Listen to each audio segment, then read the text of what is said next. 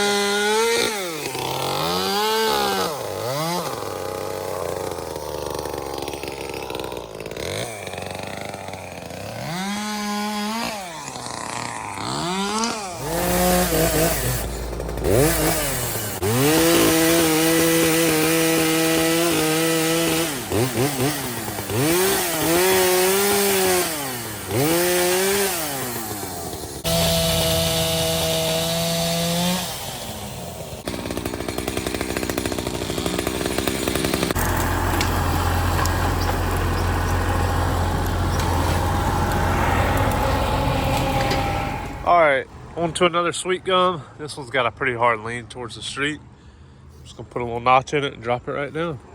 Angelo and Larry just dropped the other tree that was near the board, so it's really opening up nice. So once we get this one down, it's just some cleanup and we'll be on to the next job.